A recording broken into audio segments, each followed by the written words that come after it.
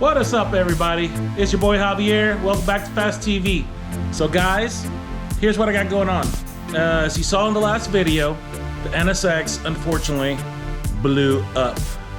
Yes, the NSX, the valve broke off and grenaded that piston, looks like. Now I haven't had a chance to tear the car down to verify all that, but at least that's what it sounded like. It sounded like gravel coming out the exhaust. Tells me the piston's basically gone. So, got a couple options I could do. I could do a K-swap. I do have a K24 that I was gonna turbo and build and everything else for another project I didn't want to say about. But I have that engine. My other option is I could try to repair the C30, which I will, just not right now. That C30 parts are pretty expensive. So I'm trying to be as frugal as possible with this particular engine right now. And I'm gonna try to save a little bit of money. I don't want to compromise power. So again, I can go K-swap, which you guys probably seen other NSXs out there that are K-swap turbo, built motors, making 1,000 horse, 1,100 horse, you know, breaking all kinds of numbers, records out there. I want to drive mine every day. So I could still K-swap it, not turbo it, but it wouldn't be as peppy as, of course, the NSX C30 engine. My next best option is gonna be going back to a V6. Now, again, C30's a little expensive to find. I found another one blown up, and they wanted $12,000. So a running C30, somewhere in close to 27, 30 grand. Yeah, I'm not doing that. So, what's another option? Well, believe it or not, I could put a J Series V6 out of a Acura TL Type S. And I believe that's the route I'm gonna go. And the reason I say that is because I went ahead and bought a J Series Type S out of a TL. So this is a J32A2, 3.2 liter V6. This is gonna be the new engine going in now. I kinda got ahead of myself. I got a couple pictures. I'm gonna go ahead and post those up. But I got a little bit ahead of myself. I started tearing it apart, taking everything off, because I'm gonna powder coat what I want to be shown, of course, valve covers, plenum, things like that. Do something kind of trick, make it look really nice under the hood. But I'm also gonna go ahead and do a couple upgrades to this engine. Nothing crazy. I will eventually boost this engine. I'm gonna put the supercharger setup that I currently have for the NSX and made it into this J Series somehow. I will make that work. But for now, I'm gonna keep it NA. I'm still undecided on what I'm gonna run for ECU. I do have the J32A2 ECU I could run. I also have an AM EMS V1 that is currently on the NSX. Or I could run AM Infinity, which I also have currently just sitting in a box because it was the upgrade I plan on doing to the NSX. So right now, I'm trying to see what's gonna be the most cost-effective / the easiest to get in there. Now I can tell you right now, AM Infinity, being that it's VE tuned, that stuff, it's very easy to get this car up and running with that. But there isn't a harness out there, so I have to come up with my own. Same thing for the V1, there isn't a harness to run this guy either. So I guess my other option is build a harness. I could go and buy the AM VMS V2 version 2 on that of the ECU. I believe it's a 6051, 30-6051. That's gonna be the version 2 AM EMS.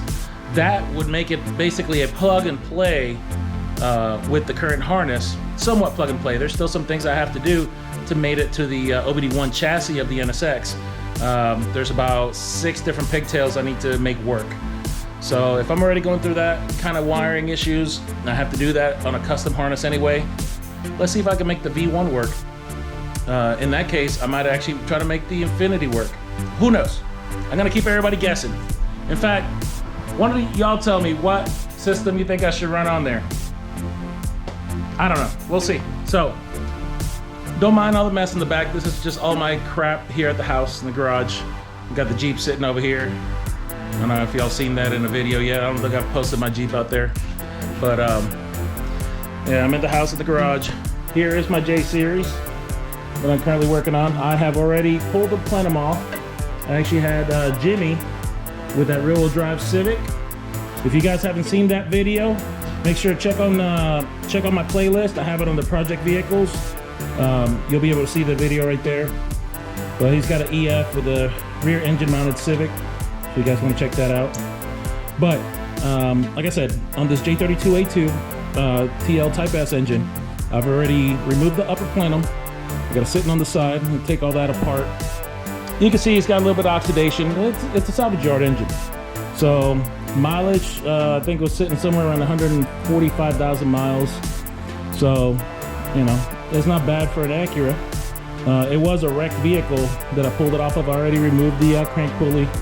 I have to go ahead and take the compressor and the alternator off. I'll more than likely be purchasing a new alternator just because this one looks like it's seen better days. Just oxidation, things like that. The compressor was a sealed unit. It still had pressure and everything before it was removed. So we're going to be able to reuse that. You cannot use the NSX one, of course. The biggest difference, if you guys don't know, is the degrees are different on the blocks between the single cam J Series and the twin cam C Series engine. In fact, some of your RLs and Acura Legends came with a C Series engines, but it was still different from the NSX. It was not a dual overhead cam like the NSX. So NSX was really a first of its kind for the you gotta think 1990. We're talking 30 years ago, guys. Over 30 years ago. They were making power that nobody could make out of 3 liters. So without naturally aspirated. Let me rephrase that. They were making power nobody was making with just 3 liters naturally aspirated. So yeah, the degreeing of the engine is the biggest difference. So this block is actually a little bit narrower than your C30. The C30 is wider, expanded out. The heads are sitting over here with the twin cam setup, where these are brought in more. So what that does allow us is to have more room under the bay of the NSX. I am gonna go ahead and strip the engine down. Everything's coming off, the covers, tensioners, all that. Belts will be replaced.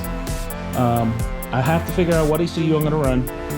I might attempt to do pigtail and make it a plug and play still using the original TL harness.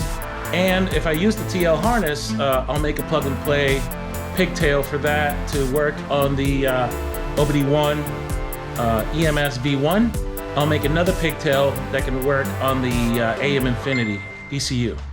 So, yep, let me go ahead and finish tearing this thing down a little bit more, get to the covers. I need to verify some of these timing marks. So that's gonna help me decide what ECU I'm gonna run and how I need to do my wiring. And of course, how I need to map the tune out for this particular engine. Right now I'm looking at the front cam gear here, which this would be normally the front of the vehicle. The front cam gear, as you can see here, you have these timing divots right there, but that's for your timing sensors on the back. There's 2 on this engine, and I believe, depending if this is automatic or manual, there is a difference in the gears, whether this is 24 tooth or 12 tooth or 12 tooth split, depending on year also. So I need to verify those things, and eventually, just to simplify my life a little bit when it comes down to tuning in the car started, I might shave some of these cam divots down to where it only has one indicator. So that'll allow me to do 12 tooth on the crank and single tooth on the cam. That's gonna make my timing a lot easier to do when I do build the tune for this.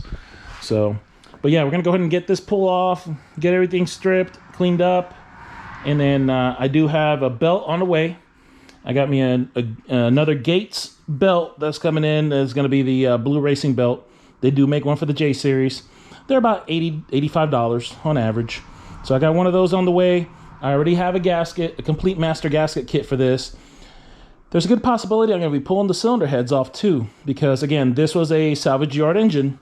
So we want to make sure that everything else is good. I don't want to spend the time of putting it in there and then we have a couple issues. I did notice once I got the plenum off, it does have a little bit of surface rust on the top of the valves. Now, it's not really an indicator that there was water inside the cylinders, a ton of water in there. That could have been from humidity. This vehicle sat for about a year, a little bit over a year. It does turn freely, but I want to inspect it all. I want to see where we're at with it. So more than likely it's just going to be cleaning, getting these heads cleaned up really good, and sending them off to the machine shop, and then just reassembling with new head gasket. I did take the valve covers off earlier too, just to inspect, and the inside of this was actually really nice. So this is the non-PCV side of the engine. Let's see if I can remove it here. And you can see right now, she is very clean. But if anybody knows anything about these V6s, it's kind of strange. So on Hondas, you'll have one side that is super clean, beautiful internals on that side. Then the side that the PCV valve hooks up to ends up getting the feedback from the EGR port into the plenum. So what ends up happening, you got one side that's getting that clean air suction, and the other side is getting the cooked, nasty exhaust section from the EGR. So what ends up happening? You have this side, which is gunky and dirty and not as pretty as the other one. And really, I believe a lot of this will actually come off once it's sent to the machine shop and cleaned off. You can see right there, all this will come right off. It's not damaged. You can see the rollers are beautiful. Inspected the cams. The cams have no grinds to them. And I'll try to zoom in a little bit if I can here, so you can see there. But you see the oil buildup. It cooks the oil on this side. So how are we going to be able to eliminate that issue? Well, for me, first thing I'm going to do is going to eliminate this damn EGR valve, which is currently sitting on the plenum. I'll show you right here.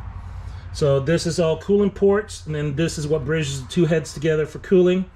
And then you have your EGR, and then your EGR ports are all built into that part of the cooling side there. So that EGR is going to go away. I'm actually going to block off the EGR port, not only on the plenum side, but on the blockhead before I put everything back together. This is where it fed back to the intake manifold through here. This is actually where it feeds the exhaust gases back this way.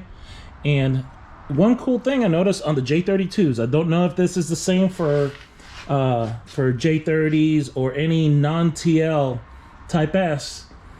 The only other engine I could think of is like a J35A3 of a Acura MDX. But these guys here, for your water passages, they're actually threaded. So if I wanted to be fancy and get rid of a lot of this stuff and some of the piping and crossover stuff, I could do all AN fittings and make an adapter plate. I'm not going that route.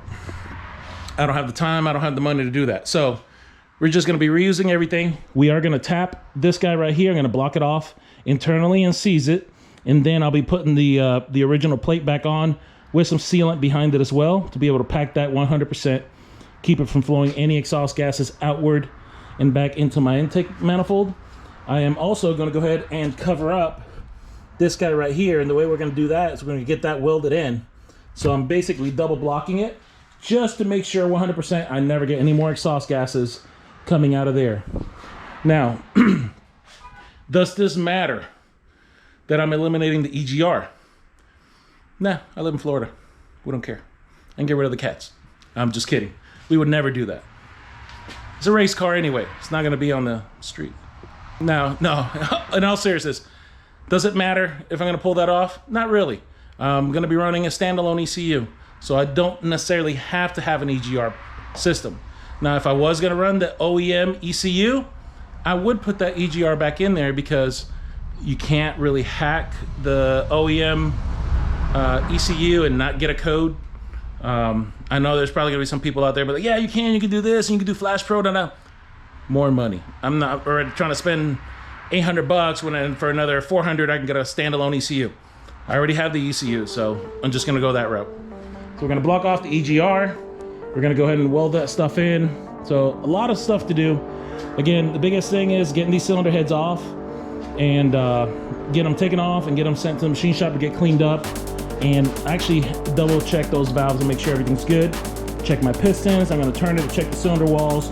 And the biggest thing right now, I gotta go and get the rest of this cover. I already took the screws off.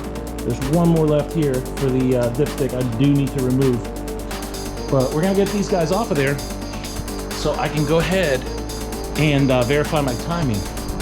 I need to do this so I know what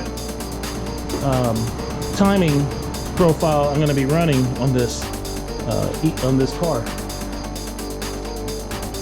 Now, I pulled the plugs earlier, and this thing has a fairly new timing belt. The spark plugs were brand new. The tensioning guides are brand new. And I got a feeling this water pump is fairly new. The coolant was beautiful in it. The oil that was in it actually looked really good. Like it just had a full tune-up before the vehicle crashed. Like I said, the crash did not affect any of the engine. Didn't even touch the engine. So that was the other plus on it. Unfortunately, it did sit in the yard with the hood off, which is probably why I got some humidity on those valves, and I want to go ahead and get that addressed. So anyway, guys, I'm gonna go ahead and keep stripping this guy down a little bit more. I'm gonna start pulling the heads. So I need both my hands to do this. So we got our time belt off. Yeah, this time belt was brand spanking new. Somebody had just done this timing belt. No excess marks, no actual stretch. You can read all the letters still. So doesn't matter, we're still gonna go with a Gates belt, racing belt. You can tell that water pump's brand new too. Spins nice and freely. Now we got 1, 2, 3, 4, 5, 6. So it is a 12-2. So that means, just to make my life a little easier, I'm gonna end up doing this camshaft here. These indentations that are on the inside, these indentations here, I'll have to shave 3 of these 4. And that's gonna represent my top dead center for the engine. This will be crank position, this will be top dead center, and the calculations for the ECU, when I start doing the tuning, it'll be a 12-to-1 ratio. Go ahead and get these heads off, and I want to take a look, see what we got going on. Alright, so I never thought about it. I should probably get one of those chest cams or hat cam mounts. Just for things like this, I can do multiple things at once. So this head has less accessories on it, except for that plenum is still attached. And we need to pull that off. So let's adjust this little bag. I'll take this manifold off. My J-pipe is still there. I was able to get it with a complete J-pipe. Just so I can have my engine to build off of when I get ready to do the exhaust system.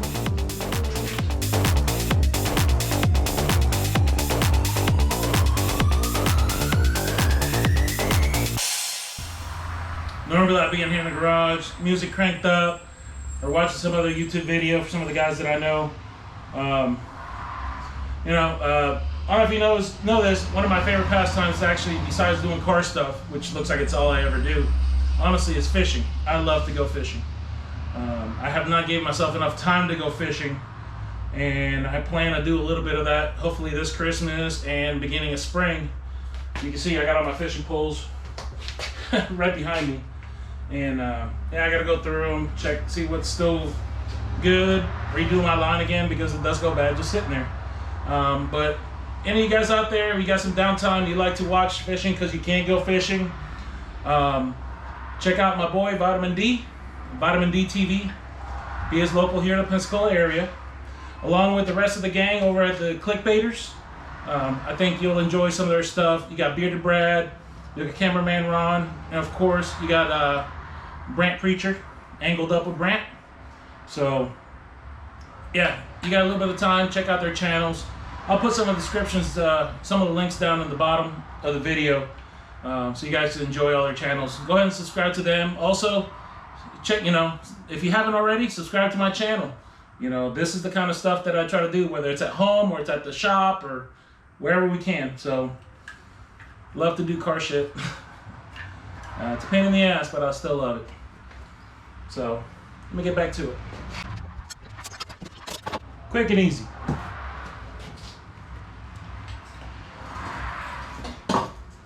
Alright.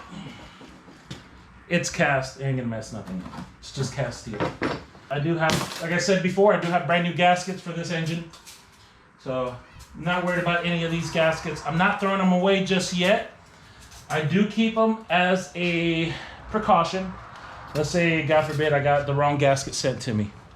So then I have my original ones here I could use as a template to make sure I get the correct ones. But in all honesty, most of the J series stuff is all plug and play within from 98 to 2003. And 04 things started changing again, so we'll take a look, see what we got going on. Undercover.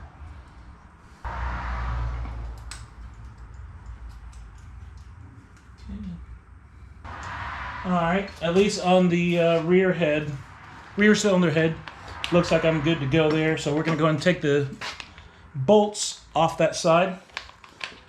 And I'll try to stay out the way so you can actually view it a little bit.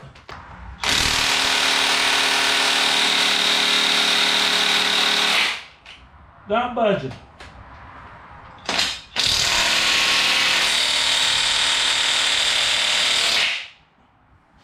They ain't coming off with the impact. And this, believe it or not, is a pretty stout impact. What's my battery look like? Got 2/3 battery on it. I got it on the highest setting. It did not budge. So, we're gonna go old school. We're gonna have to breaker bar this sucker. Luckily, I do have my breaker bar here with me. I'll have to find my small 1/2-inch extension. Hopefully I do have that. So I got my 14 mil impact socket with impact extension. We're gonna go ahead and try to start separating from the middle. And I'm gonna try just the breaker bar by itself if I have enough leverage to get this sucker off, break loose. Looks like it did. Yeah, that one broke loose.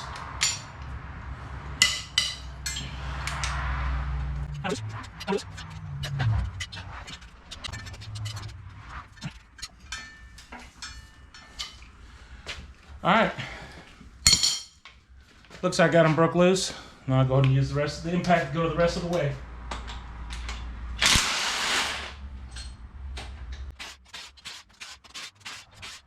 All right. I am going to try to remove this direction so you guys could actually view it on camera.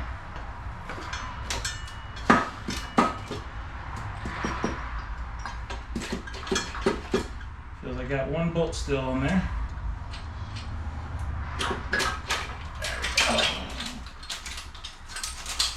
Got it. Oh, I heard the dowel. So, it does look like we got a little bit of carbon buildup. So, which I am totally fine with, because what I don't see currently on this particular cylinder head is a whole bunch of rust. Now, there is some surface rust on the very top right here. So you can see right through here. Hopefully you can see it. A little bit of surface rust right there. Nothing that is a game killer, honestly. Of course, I'll have to clean these holes out really good. It's got a lot of, you can see it's a lot of carbon buildup on these things. Other than that, no actual damage to the piston. I'll be able to clean these holes up pretty good. Inspect the walls a little bit more to make sure we have zero scarring to the walls. Right now everything feels nice and smooth. Looks like there might have been a little bit of something went through there on this particular hole here. Just feeling it with my nail. But even right now I see the honing on each cylinder walls. Again, the camera I know doesn't do it justice. I'm sorry I had to turn it sideways there. But you do have a lot of crud. All that can be cleaned up. You don't have to disassemble the whole engine. This is just surface stuff. Surface carbon buildup. So the rest of the walls, like I said, look pretty good. Hopefully the other side will look just as good. And we won't have any issues when I get ready to clean this completely. All right. So again, let me go and try to pull the other cylinder head off for you.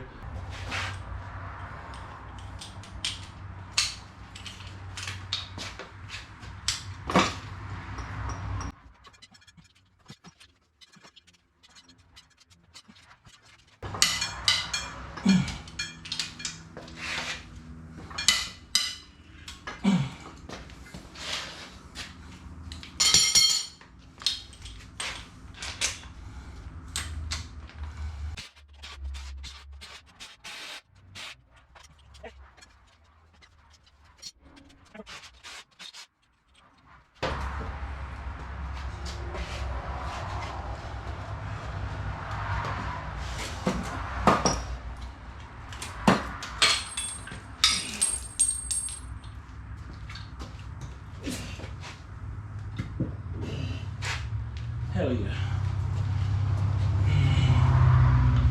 Woo! Let's take a look. Again, same here. Just got some of that old school carbon buildup. Do have a little bit of surface rust. That's just humidity.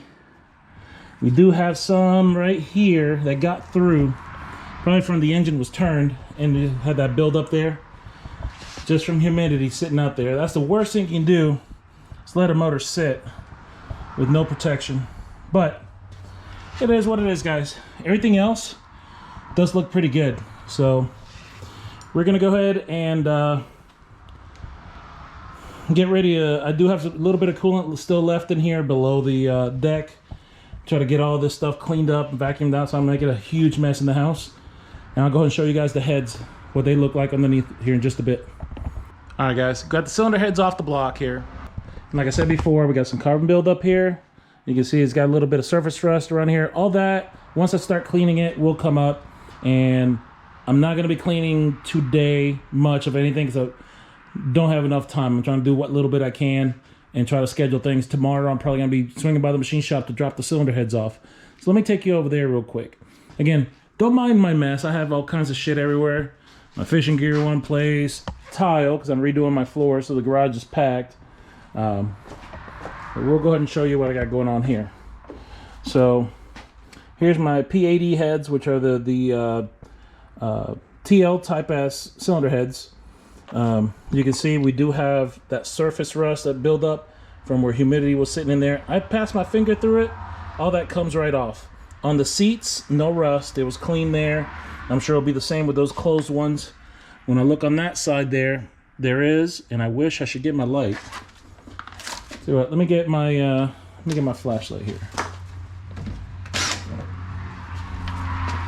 I'm actually gonna use my impact. It has a little bit of a light, so it works out pretty good. All right, so you can see we got some surface rust in there on the top of the valves. And it looks, you know, most people are like, oh my God, it's all fucked up. But really, it's not. It's not that bad. That will all come off. It just needs disassembly, cleaning, and reassembly. So do I want to replace the valves to some race valves or something crazy? No, not really. These valves are pretty damn good. Everything else is pretty good on the engine. Just gonna clean it up. Of course, I'll put new valve stem seals in since I'm already taking the valves apart and get them cleaned up. But I'm gonna let the machine shop take care of that for time efficiency. We'll go ahead and let them take care of all that for us. They clean it up, hot tank these heads. They're gonna come back looking just like new. Honestly, they do not need resurfacing. If I resurface them, I might run into a little timing issue later. I'm trying to avoid any type of headache or additional cost if I don't have to. So, do they need to be resurfaced? No, they're in really good shape. They came off a non-screwed up head. Once it's cleaned up, all this that you see here, I'm sorry, let me get you a light. All this carbon buildup that you're seeing through here, all that will go away. You can see it's actually really clean, all the other passages. Even on these passages here, if you notice, the TL Type S, or the J32A2, the Type S engine, already has a little hone from the factory. There is no casting. It's all polished up from the factory, cleaned up. Now if you pick up a J30, it's not as clean all the way down. There's no casting marks anywhere along there. Nothing frayed. It's actually nice and smooth. It has had some honing. That's part of the Type S. Even some particular dimples are done a little bit different. Your injector feed through here, they're cut just a little different and actually allows for the air to flow a certain way in these guys. So I'm not gonna modify anything on these heads. The heads are gonna stay stock. Cam's gonna stay stock, valves are gonna stay stock on it. We're just looking to freshen this guy up, get everything cleaned up and ready to go. There is a possibility I might get froggy and tear the whole engine down. But I don't know yet. We'll see. Once I start cleaning and I can see a little bit better the walls and see what condition everything else is in. Also, I might pull one of the pistons out, possibly. I don't know yet. Might pull one of those guys out and check, see what the status is on those rings. If the rings look good on that one, I'll leave everything else alone. If not, I'll probably end up re-ringing the whole thing. Again, it's a possibility. I might do it. I'm not trying to go crazy, dumping money. Everybody's like, oh, if you're going this far, put aftermarket pistons. All right, well, that's like $800 to $1,000. Oh, you should put aftermarket rods. Again, $650 to $950, depending on who I go with. Bearings, then I got custom bearings, get the machine knife, the crank knife down.